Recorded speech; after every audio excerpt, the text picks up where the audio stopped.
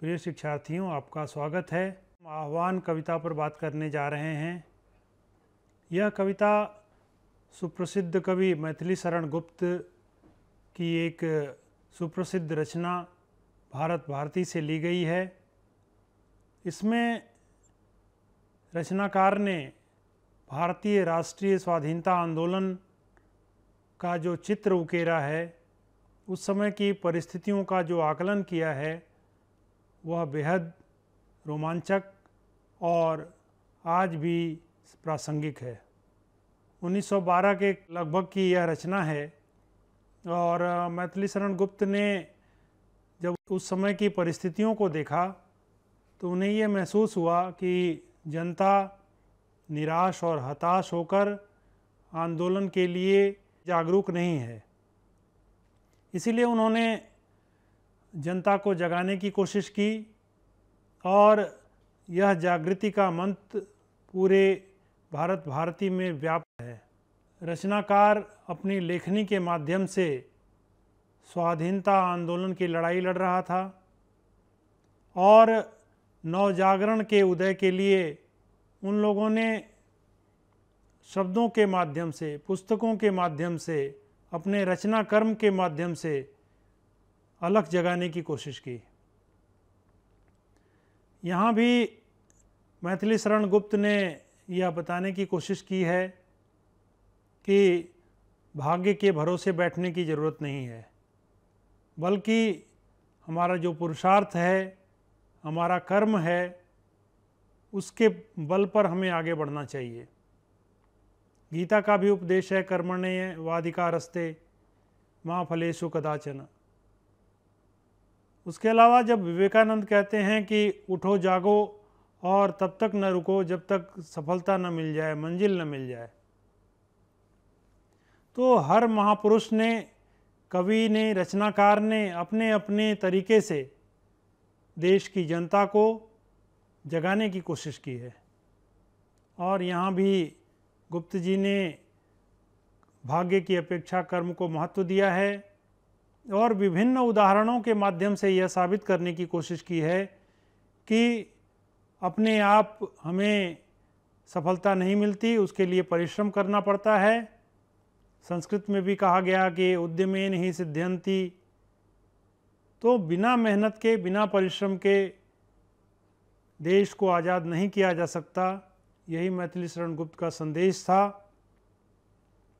आज भी अगर इस कविता की प्रासंगिकता और इसकी समीचीनता पर विचार करें तो हम देखेंगे कि आज भी देश की जो स्थिति है, इसकी एकता और अक्षुण्णता को बनाए रखने के लिए यह ज़रूरी है कि हम सब मिलकर देश की उन्नति और प्रगति के लिए कार्य करें।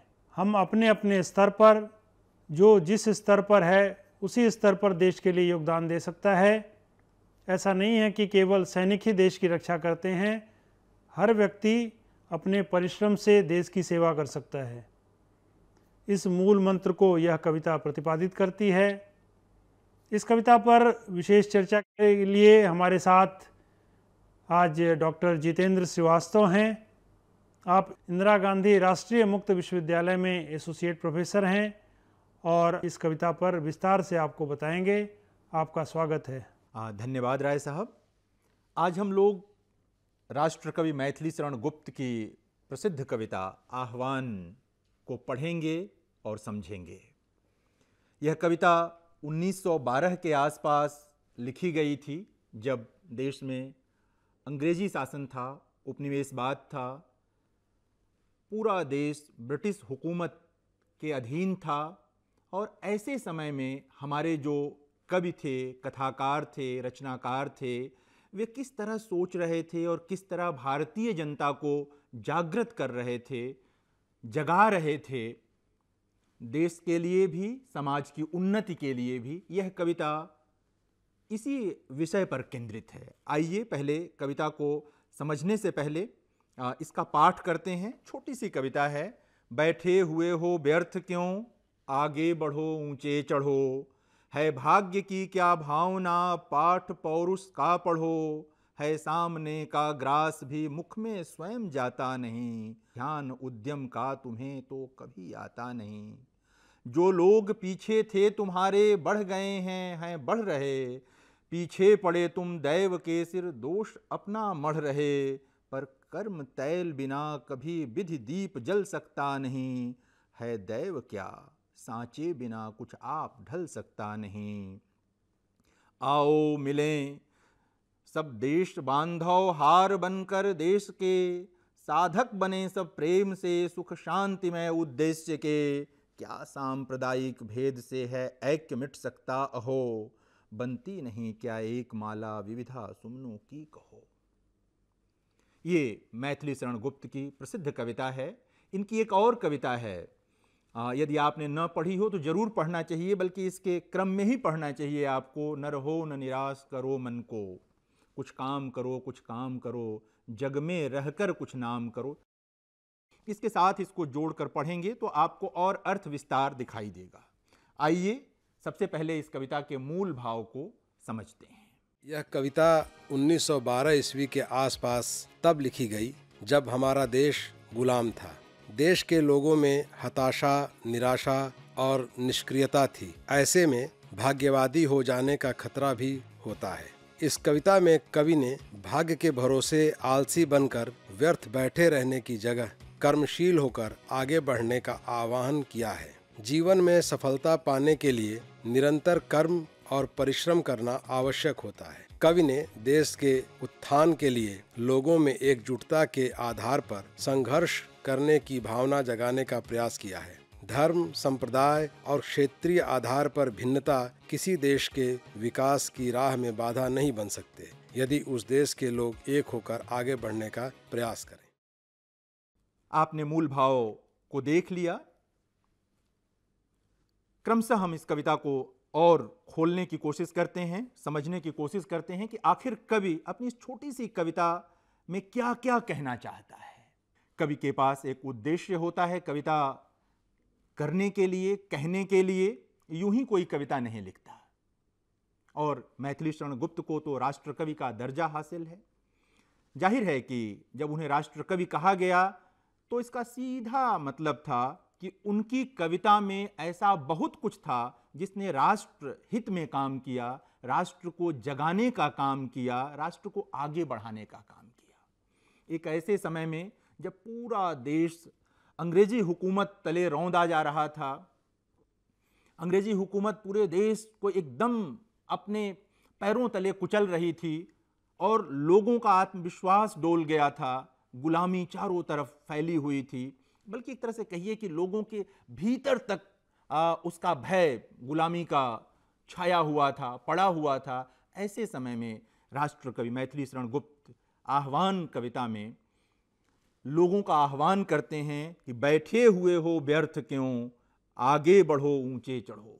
तमाम लोग जो भाग्य के भरोसे बैठ जाते हैं, सोच लेते हैं कि विधाता ने हमारे लिए यही लिखा था और हाथ पर हाथ धरे बैठ जाते हैं, लगता है कि कुछ हो नहीं सकता। उनको संबोधित है यह कविता कि बैठे हुए हो व्यर्थ क्यों, आगे बढ़ो ऊंचे चढ़ो। ये व्यर्थ बैठने का समय नहीं है, उठो, जगो और आगे बढ़ो। देखो मंजिलें तुम्हारी प्रतीक्षा कर रही हैं। एक मंजिल नहीं, मंजिलें अनवरत, एक के बाद दूसरी, दूसरी के बाद तीसरी। जो लगातार चलेगा वही आगे बढ़ेगा। आप एक जगह बैठे हुए सिर्फ सोच सकते हैं और सोचने से दुनिया नहीं बदलती। सोचने के बाद कर्म की बारी भी आती है। ये कविता उस ओर आपको ले जाती है। बैठे हुए हो व्यर्थ क्यों, आगे बढ़ो ऊंचे चढ़ो। है भाग्य की क्या भावना, पाठ पौरुष का पढ़ो। ये जो भाग्य की बात है, इसके भरोसे बैठने का कोई मतलब नहीं है। जो पुरुषार्थ का मामला है, कर्म का मामला है, क्योंकि प्रकृति में सब कुछ है। जो अभी मैं कविता आपसे कह रहा था कि न रहो न निराश करो मन को, कुछ काम करो, कुछ काम करो, गुप्त जी की ही एक कविता है। उसमें भी वो यही बात कहते हैं कि सब कुछ ईश्वर ने दे दिया है, प्रकृति ने सब कुछ दिया है, लेकिन आप तक वह स्वयं चलकर नहीं आएगा। आपको उसे प्राप्त करना होगा, जाना होगा उसे प्राप्त करने के लिए। है सामने का ग्रास भी मुख में स्वयं जाता नहीं। आपके सामने थाली परोसी गई हो, सुस्वादु भोजन रखा गया हो, लेकिन जब तक आप उसे मुंह में नहीं ले जाएंगे उसका स्वाद नहीं मिलेगा और वह भोजन भी अपने आप आपके मुंह में नहीं जाएगा। उसके लिए आपको हाथ थाली तक ले जाना होगा, फिर उठा करके उसे अपने मुंह तक लाना होगा और फिर उसे दांतों तले चबाना भी होगा, तब जाकर जिह्वा उसका स्वाद प्राप्त करती है, तब जाकर वह भोजन आपके शरीर में जाता है, उसका लाभ आपको मिलता है, आपका जीवन आगे बढ़ता है, रक्त बनता है, तमाम चीजें हासिल होती हैं। कहना सिर्फ यह है इन पंक्तियों के माध्यम से कि अपने आप कुछ नहीं होता है। आपको जो मनुष्य की देह मिली है, एक जो विवेक मिला है, ये बहुत बड़ी चीज है विवेक। इस विवेक का इस्तेमाल कीजिए। जो साहस मिला हुआ है आपको मनुष्य के तौर पर, उस साहस का सदुपयोग कीजिए, सही कामों के लिए उसका उपयोग कीजिए। हा ध्यान उद्यम का तुम्हें तो कभी आता नहीं। तुम कैसे व्यर्थ बैठे हुए हो, इधर उधर की दुनिया भर की बातें हैं, लेकिन कुछ उद्यम करो, इसका कभी तुम्हें ख्याल नहीं आता, कभी इसका विचार नहीं आता। आना चाहिए। गुलामी राष्ट्र की ऐसे नहीं चली जाएगी। कोई भी चीज अपने आप नहीं हो जाएगा, करना पड़ेगा उसे। यह उद्बोधन है, इसीलिए कविता का शीर्षक ही आह्वान है। जो लोग पीछे थे तुम्हारे बढ़ गए हैं बढ़ रहे। अब इसी में दो तरह की बात अब कर रहे हैं। आगे संबोधन में कह रहे हैं कि देखो, जिन लोगों ने अपने विवेक का प्रयोग कर लिया, जो लोग ये समझ गए कि भोजन करने के लिए भी हाथ को चलाना पड़ता है, कुछ हासिल करने के लिए चलना पड़ता है, कर्म करना पड़ता है, उद्यम करना पड़ता है, वे लोग अपनी मंजिलों की ओर बढ़ रहे हैं। वे लोग लगातार तरक्की की ओर बढ़ रहे हैं। वो आगे बढ़ चुके हैं, कम से कम तुमसे तो आगे बढ़ ही गए हैं। ये उस व्यक्ति को संबोधित है कविता जो चुपचाप बैठा हुआ है। और ऐसे लोगों की संख्या तब भी बहुत थी और अब भी बहुत है। उद्यम करने की जरूरत है, क्योंकि उसके बिना कुछ नहीं होगा। हम दूसरे के भरोसे रहें कि सब कुछ दूसरा कर देगा, ऐसा हो नहीं सकता है। और अगर होगा तो दूसरे को ही उसका लाभ मिलेगा, आप उसका कोई लाभ प्राप्त नहीं कर पाएंगे। तो जो लोग पीछे थे तुम्हारे बढ़ गए हैं बढ़ रहे। पीछे पड़े तुम दैव के सिर दोष अपना मढ़ रहे।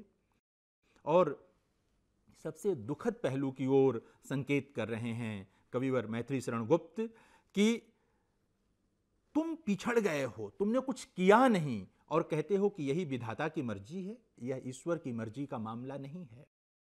इसको इस तरह भी समझने की कोशिश कीजिए कि जब भाग्य की अवधारणा पर विचार करना चाहिए तो यह कभी नहीं भूलना चाहिए कि ईश्वर ने आपको विवेक भी दिया है। उस विवेक से आपको यह तय करना है कि क्या करने लायक है और क्या नहीं करने लायक है। जब आप इस अंतर को समझ लेते हैं, अपने विवेक को इस्तेमाल करते हुए, विवेक का प्रयोग करते हुए, फिर आपको विधाता को कोई दोष देने की जरूरत नहीं पड़ती। आप लगातार कर्मशील रहते हैं, आगे बढ़ते हैं। पीछे पड़े तुम दैव के सिर दोष अपना मढ़ रहे। अपनी गलतियों का, अपनी असफलताओं का दोष आप ईश्वर पर नहीं डाल सकते, विधाता पर नहीं डाल सकते। वो आपकी अपनी गलती है, आपकी असफलता आपके अपने कारण से है, दूसरे के कारण नहीं है। और ये सारी असफलता दूर हो जाएगी यदि आप आज इसी क्षण उठ खड़े हों, कर्म के लिए आगे बढ़ जाएं और तमाम जो पीछे छूट गई चीजें उनको छोड़ दें, असफलताओं को पीछे छोड़ दें। जो तमाम आपके भीतर इस तरह के भाव थे कि मैं कुछ नहीं कर पाऊंगा, वो सब छोड़ दीजिए, आगे बढ़िए कि आप कर सकते हैं, हर चीज कर सकते हैं। ऐसा कुछ भी नहीं कि आप न कर पाए, बस उद्यम करने की जरूरत है, उस रास्ते पर बढ़ने की जरूरत है। पर कर्म तैल बिना कभी विधि दीप जल सकता नहीं। कहते हैं कि देखो ऐसा है कि ये जो कर्म तैल, यानी कि जब तक आप कर्मशील नहीं होंगे, जब तक आप कर्म नहीं करेंगे, विधि दीप यानी कि जो विधाता ने दीपक चलाया, यानी कि भाग्य जो है आपका, वो खुल नहीं सकता है। ईश्वर ने, विधाता ने आपको मनुष्य का जन्म दिया, आपका भाग्य भी लिखा होगा, लेकिन वो एकाएक नहीं खुलेगा। उसके भरोसे मत बैठिए, कर्म अनिवार्य चीज है। और गीता भी यही कहती है। गीता ने भी कहा है कि भाग्य की प्रतीक्षा मत कीजिए, परिणाम की प्रतीक्षा मत कीजिए, कर्म कीजिए। कविवर मैथिली शरण गुप्त भी ये कहते हैं, परंपरा से जो अर्जित ज्ञान है, बुजुर्गों से जो अर्जित ज्ञान है, उसको देने की कोशिश कर रहे हैं कि कर्म के बिना दुनिया नहीं बदलती, कर्म के बिना जीवन नहीं बदलता, कर्म के बिना आंशिक परिवर्तन भी नहीं हो सकता है। भाग्य उसी का साथ देता है जो कर्मशील होता है, जो कर्म करता है भाग्य उसी के साथ आगे बढ़ता है। दैव क्या सांचे बिना कुछ आप ढल सकता नहीं। जब तक कोई सांचा न हो तब तक आप कोई आकृति नहीं गढ़ सकते। वो कर्म ही है जो आपकी आकृति गढ़ता है, आपको एक शेप प्रदान करता है, आपको एक आकार प्रदान करता है। इसलिए कर्म सबसे बड़ा है और बड़ा से बड़ा संकट भी पीछे रह जाता है, छूट जाता है अगर आप कर्म में लग जाएं, कर्म में तल्लीन हो जाएं।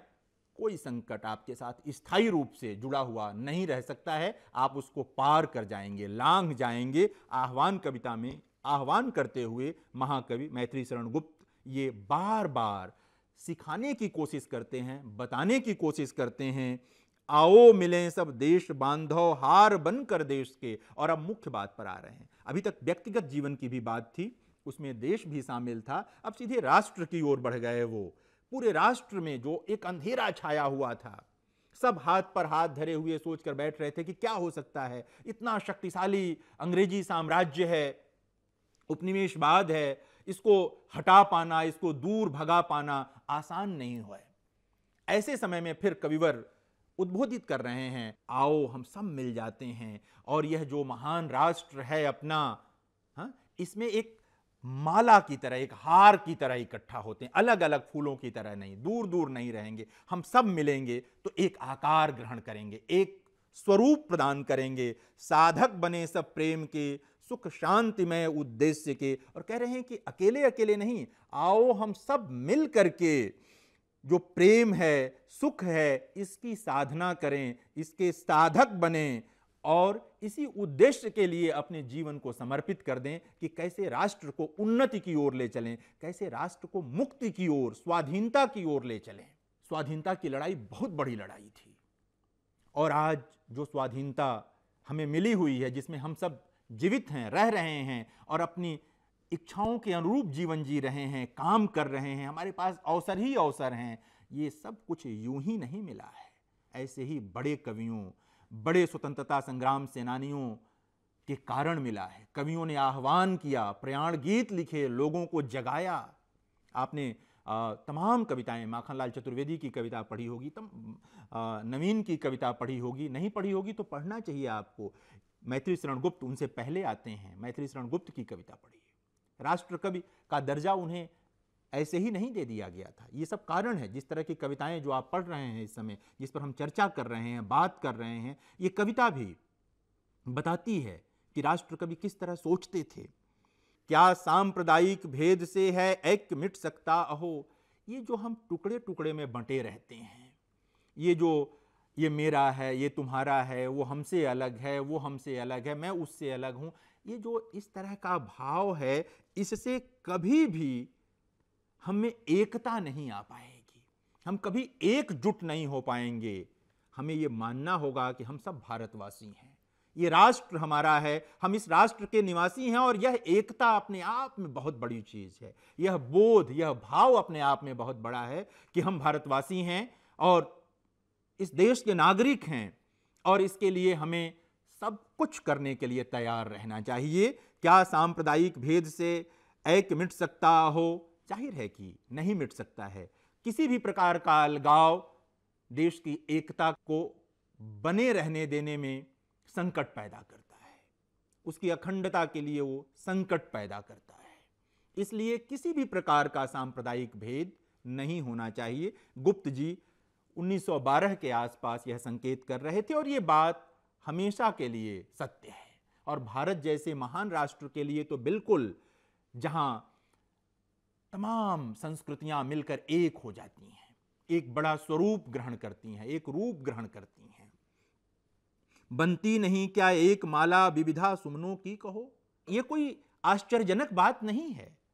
अलग अलग बागीचों से फूल तोड़ा जाता है, अलग अलग पौधों से फूल तोड़ा जाता है, गेंदे का फूल, गुलाब का फूल, तमाम फूल सबको मिलाकर एक माला गूंथी जाती है और माला कितनी सुंदर होती है। माला प्राप्त करने के लिए सब लोग लालायित रहते हैं, माला देखकर प्रसन्न होते हैं। और जाहिर है कि सिर्फ एक पौधे के फूलों से तो वो माला तैयार नहीं होती है। इसी प्रकार जो राष्ट्र की महानता है वह किसी एक वर्ग के कारण नहीं होती। राष्ट्र में जितने लोग हैं, जितने तरह के लोग हैं, सब इस राष्ट्र की महानता का सृजन करते हैं। सबको इस देश में समान अधिकार मिलने चाहिए, 1912 के आसपास कह रहे थे राष्ट्र कवि, और आज हम सबको मिला हुआ है आजाद भारत में। और तब अंग्रेजों के खिलाफ लोगों को लड़ाई के लिए तैयार करने के लिए वो इसका प्रयोग कर रहे थे। और आज भी हमें अपनी एकता को बनाए रखने के लिए इस तरह की कविताओं को बार बार पढ़ना चाहिए। और यही वो बिंदु है जहां पर आपको ये समझना चाहिए कि कविता किसी भी समय में लिखी जाती हो, आने वाले समय में वो अपनी प्रासंगिकता अगर ढूंढ लेती है तो वो कालजयी कविता होती है, उस समय पर विजय प्राप्त कर लेती है। यह कविता जो अंग्रेजों के विरुद्ध संघर्ष के लिए लिखी गई थी, आजाद भारत में भी आज हमको एक बनाए रखने के लिए, हमारी एकता के लिए काम आने वाली कविता है। इसका संदेश आज भी हमारे लिए उतना ही बड़ा है कि जैसे अलग अलग वाटिका से चुने गए फूल माला बन सकते हैं, उसी तरह यह विविधता से भरा देश हम सबको उतना ही प्यारा है और प्यारा रहना चाहिए। और इसकी एकता के लिए हम सबको लगातार कोशिश करनी चाहिए, संघर्ष करना चाहिए। मूल चीज ये है कि कविता को क्यों पढ़ना चाहिए। एक तरीका तो ये हो सकता है कि आपने ये कविता पढ़ी और परीक्षा पास कर गए, लेकिन कविता सिर्फ परीक्षा पास करने का माध्यम नहीं है, कविता जीवन को सुंदर बनाने का माध्यम है। यह एक कविता आपके भीतर कर्म की चेतना पैदा करती है, और यदि मनुष्य में एक बार कर्म की चेतना पैदा हो जाए तो फिर कोई भी मंजिल उसके लिए अप्राप्य नहीं है, वो प्राप्त कर सकता है।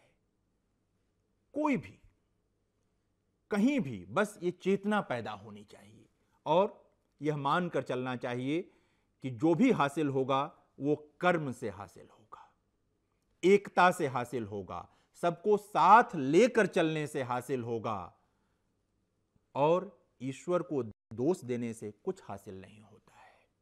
अगर असफलताएं हैं तो उनकी वजहें हमारे अपने ही भीतर होती हैं, हमारे अपने ही जीवन में होती हैं। हमें उनकी तलाश करनी चाहिए और उन दोषों को दूर करते हुए अपने जीवन को और इस प्रकार परिवार और समाज को सुंदर बनाने की कोशिश करनी चाहिए। 1912 और उसके आसपास के परिप्रेक्ष्य में यह कविता एक बड़ा अर्थ दे रही थी, और उसी क्रम में यह कविता आज भी एक बड़ा अर्थ देती है। आइए अब इस कविता के मुख्य बिंदुओं की चर्चा कर लेते हैं। देश की जनता का उद्बोधन एवं आह्वान इस कविता में किया गया है। निराशा, आलस एवं अकर्मण्यता से ग्रस्त देश की जनता को जगाने का प्रयास इस कविता में किया गया है। कविता के प्रारंभिक 2 छंद उपदेशात्मक हैं। अंतिम छंद में जनता के साथ कवि भी शामिल है, इसलिए यह आह्वान की कविता है। आह्वान सूचक पदों का प्रयोग हुआ है, आगे बढ़ो, ऊंचे चढ़ो। ये दोनों आह्वान सूचक हैं। यह कविता जिस समय लिखी गई थी उस समय देश गुलाम था, लेकिन यह कविता उस समय से आगे बढ़कर आज भी हमारा मार्गदर्शन करने में सक्षम है। इस कविता की भाषा का जहां तक प्रश्न है, ये खड़ी बोली में लिखी गई कविता है और बहुत सहज है।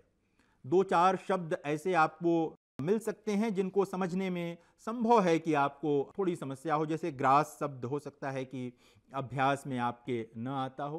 ग्रास जो हम कौर उठाते हैं मुंह में, उसके लिए है। कर्म तैल एक पद बनाया है इन्होंने, कवि ने कविता के भीतर। कई बार इस तरह के पद बनाने पड़ते हैं कवि को अपनी बात कहने के लिए। जाहिर है कि वो कर्मशील होने से आशय है। और विधि दीप, जो विधाता का जलाया हुआ दीप है, आप भाग्य उसका अर्थ कर सकते हैं कि वो भाग्य है। भाग्य से उनका आशय है कि वह जो भाग्य बनता है वो कर्म के बिना नहीं बनता है। इन दोनों पदों के माध्यम से कर्म तैल और विधि दीप को मिलाकर पढ़ेंगे तो इसका अर्थ आपको स्पष्ट हो जाएगा। पूरी कविता में बहुत सहज और एक तरह से संप्रेषित होने वाली भाषा, जो आसानी से लोगों तक पहुंच सकती है, ऐसी भाषा का प्रयोग किया गया है। आइए अब इस कविता के व्याकरण बिंदुओं की ओर चलते हैं। इस कविता में कर्म तैल और विधि दीप में रूपक अलंकार है। दृष्टांत अलंकार का भी प्रयोग है इस कविता में। उदाहरण, भोजन का निवाला स्वयं मुंह में नहीं जाता। इस कविता में विस्मयादि बोधक का भी प्रयोग हुआ है। हाँ, यह विस्मयादि बोधक है। और अंत में आइए हम इसके निष्कर्ष की बात कर लें। यह कविता मुख्य रूप से भाग्य के भरोसे न बैठने की बात करती है और कर्म के प्रति आपको जागृत करने की बात करती है, कर्म की चेतना जगाने की बात करती है। विकास के लिए बिना कर्मशील हुए विकास संभव नहीं हो सकता है, यह कविता यह बात भी कहती है। अपने जीवन की असफलता के लिए या किसी भी प्रकार के पतन के लिए भाग्य को दोष देना बिल्कुल ठीक नहीं है। भाग्य उसी का बदलता है जो कर्म करता है। कर्महीन व्यक्ति का कोई भाग्य नहीं होता है, यह कविता यह बताती है। और याद रखें कि यह उस दौर की कविता है जब यह जागृति बहुत आवश्यक थी। और यह भी याद रखें कि आप आज के समय में जब इस कविता को पढ़ और समझ रहे हैं, तब भी यह याद रखना बहुत जरूरी है कि कर्म से बड़ा आपका पाथेय कोई नहीं है, कर्म से बड़ा आपका कोई साथी नहीं है। कर्म प्रधान चीज है। व्यक्ति का, समाज का और राष्ट्र का भाग्य तभी बदलता है जब कर्म शामिल होता है। व्यक्ति अपने जीवन में जब कर्मशील होता है तो उसका अपना जीवन बदलता है, उसका भाग्य बदलता है। और जब कई व्यक्ति शामिल होते हैं तो समाज और राष्ट्र का भाग्य बदलता है। अगर पूरे राष्ट्र के लोग सोए रहें हाथ पर हाथ रखकर, तो राष्ट्र भी पीछे हो जाता है। और जिस राष्ट्र के लोग जाग जाते हैं, कर्मशील हो जाते हैं, वह अगली पंक्ति का राष्ट्र हो जाता है। दुनिया में लोग उसका लोहा मानने लगते हैं। तो यह कविता निष्कर्ष यह है कि कर्म की चेतना जगाती है और भाग्य के भरोसे न बैठने का आह्वान करती है और जीवन में कर्मशील बने रहने की प्रेरणा देती है।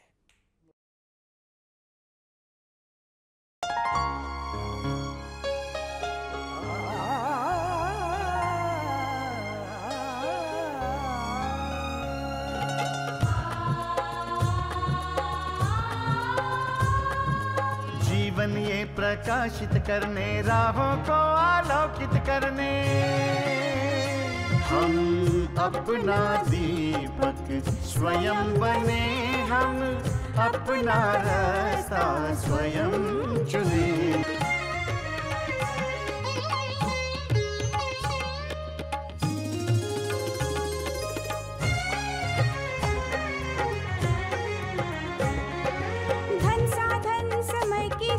से